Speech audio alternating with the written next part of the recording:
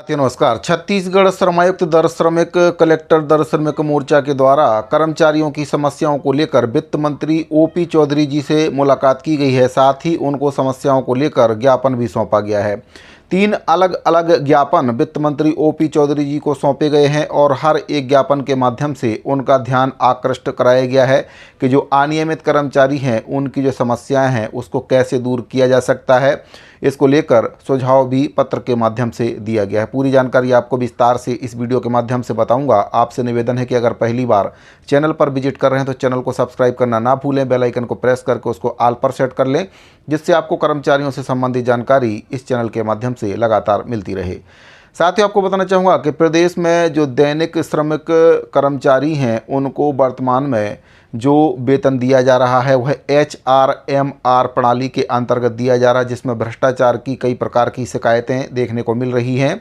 इसी को लेकर छत्तीसगढ़ श्रमायुक्त दर श्रमिक कलेक्टर दर श्रमिक मोर्चा के द्वारा माननीय वित्त मंत्री ओपी चौधरी जी से मुलाकात करके 3 अलग अलग ज्ञापन के माध्यम से मांग को उनके समक्ष रखा है और पत्र के माध्यम से उनको अवगत भी कराया गया है कि किस प्रकार से जो HRMR प्रणाली से भ्रष्टाचार हो रहा है। वित्त मंत्री ओपी चौधरी जी से भेंट करके दैनिक श्रमिक मोर्चा ने प्रदेश के बिना नियुक्ति पत्र, बिना रिक्त पद के, विभाग से सीधे बिना बिचौलिए के श्रम दर वेतन पाने वाले करीब 36,000 दैनिक मासिक श्रमिक समस्त विभागों के कर्मचारियों के विषय में 3 अलग अलग ज्ञापन सौंपा है।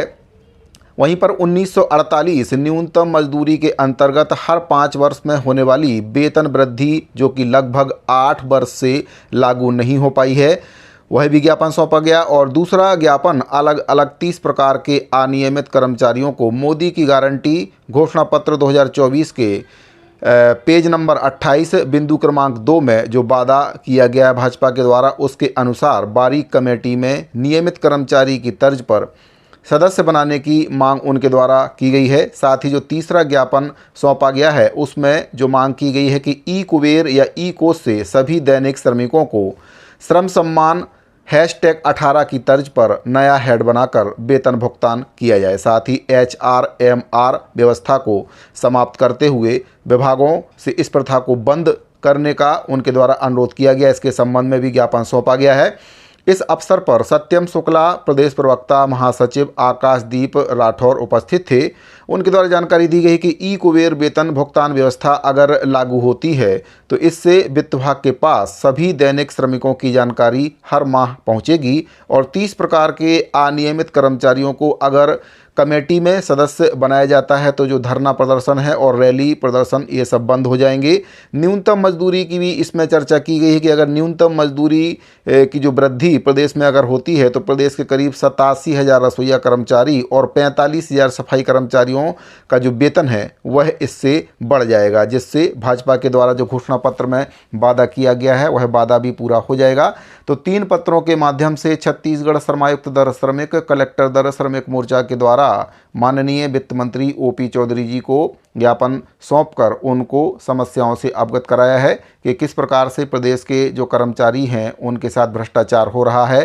पुरानी व्यवस्था से वेतन का भुगतान होने से जो कर्मचारी हैं उनको श्रम सम्मान राशि नहीं मिल पा रही है, क्योंकि श्रम सम्मान राशि के नाम से जो बजट आता है उसको अधिकारी कहीं ना कहीं दूसरी ओर खर्च कर देते हैं और जो श्रम सम्मान राशि है वह कर्मचारियों को, दैनिक श्रमिकों को नहीं मिल पा रही है। इसीलिए ई कुबेर या फिर ई कोष के माध्यम से जो कर्मचारी हैं उनको भुगतान करने की जो व्यवस्था है वह लागू की जाए। प्रदेश के समस्त विभागों में इस व्यवस्था को लागू करने की मांग उनके द्वारा वित्त मंत्री ओपी चौधरी जी से की गई है, जिससे भ्रष्टाचार भी कम होगा और कर्मचारियों को उनके हक का जो पैसा है वही भी मिलेगा। वहीं पर न्यूनतम मजदूरी की दर अगर छत्तीसगढ़ में लागू होती है तो इससे प्रदेश के रसोईया कर्मचारी और जो स्कूल सफाई कर्मचारी हैं उनके मानदेय में भी वृद्धि होगी, जिससे भाजपा का जो घोषणा पत्र है उसमें जो वादा किया गया है 50% वेतन वृद्धि का वह भी पूरा हो जाएगा।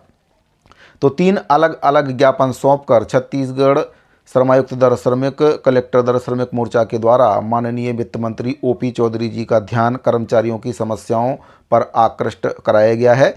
अब उम्मीद है कि जल्द से जल्द इन पत्रों पर संज्ञान लेते हुए वित्त मंत्री जी विभागों में ई कुबेर या ई कोष के माध्यम से वेतन भुगतान प्रणाली को जल्द से जल्द शुरू करने को लेकर पहल करेंगे, ताकि कर्मचारियों का जो पैसा है वह अधिकारी ना हड़प पाए। साथियों, दूसरी जो जानकारी प्राप्त हो रही है, दैनिक श्रमिकों को श्रम सम्मान राशि देने को लेकर भी एक पत्र जारी किया गया, उससे संबंधित जानकारी प्राप्त हो रही है। जो दैनिक श्रमिक हैं, लोक निर्माण विभाग के अंतर्गत काम करने वाले कर्मचारी हैं, उनको श्रम सम्मान राशि देने को लेकर एक पत्र कार्यालय प्रमुख अभियंता लोक निर्माण विभाग से 15/1/2025 को जारी किया गया, जिसमें प्रति है परियोजना निर्देशक अधीक्षण अभियंता। विषय इसमें है श्रम विभाग के द्वारा निर्धारित दर में दैनिक मासिक वेतन पर कार्यरत कर्मचारियों को वित्तीय वर्ष 2024-25 में श्रम सम्मान राशि के आवंटन की सूचना। इसमें पत्रों का संदर्भ भी दिया गया है। पत्र के माध्यम से जानकारी दी गई है कि विषय अंतर्गत संदर्भित पत्र के तारतम्य में श्रम विभाग के द्वारा निर्धारित दर में दैनिक मासिक वेतन पर काम करने वाले कर्मचारियों को श्रम सम्मान राशि दिए जाने हेतु वर्ष 2024-25 के बजट में ₹3,000 लाख की राशि प्रावधानित की गई है। अतः परियोजना निदेशक और अधीक्षण अभियंता को माह दिसंबर 2024 से फरवरी 2025 3 माह का श्रम सम्मान राशि के भुगतान हेतु संलग्न प्रपत्रानुसार आवंटन वितरित किया जाता है। कृपया समुचित व्यय के संबंध में शासन इस कार्यालय के संदर्भित पत्र में दिए गए निर्देशों को कड़ाई से पालन किया जाए। उपरोक्त संदर्भित वित्त विभाग के द्वारा जारी वित्त निर्देश की कंडिका 6 एवं संदर्भित पत्र क्रमांक 3 में दिए गए निर्देशों के परिपालन में आवश्यक परीक्षण करने के उपरांत ही भुगतान सुनिश्चित किया जाए। तो 3 माह की जो श्रम सम्मान राशि है उसको लेकर आवंटन जारी किया गया है और इसमें जानकारी भी बताई गई है कितनी कितनी राशि कहाँ कहाँ के लिए आवंटित की गई है। इसमें आपका शीर्ष और उपशीर्ष के माध्यम से और कार्यालय का नाम, साथ ही DDO नंबर, पूर्व आवंटन और इसके बाद आपका वितरित आवंटन और कुल आवंटित जो राशि है वह भी इसमें बताई गई है। तो सभी प्रकार के जो राशि है इसमें बताई गई है, पहले कितनी आवंटित की गई थी और अभी तक जो कुल राशि है कितनी आवंटित हो चुकी है उसके बारे में भी इसमें जानकारी दी गई है। सभी कार्यालयों का नाम भी इसमें बताया गया है और इन कार्यालयों को करीब 3,000 लाख की जो राशि है वह आवंटित की गई है। 3 माह की जो श्रम सम्मान राशि है उसको लेकर ये आवंटन जारी किया गया है ताकि जो दैनिक श्रमिक हैं उनको श्रम सम्मान राशि का भुगतान हो सके। तो साथियों, कर्मचारियों से संबंधित 2 बहुत ही महत्वपूर्ण जानकारियां प्राप्त हो रही थी। उम्मीद करता हूं कि आपको जानकारी पसंद आई होगी। अगर आपको जानकारी पसंद आई हो तो वीडियो को लाइक और अपने अन्य साथियों को शेयर करना ना भूलें। इस वीडियो फिलहाल इतना ही, मिलते हैं अगली वीडियो में। अभी के लिए दीजिए इजाज़त। धन्यवाद।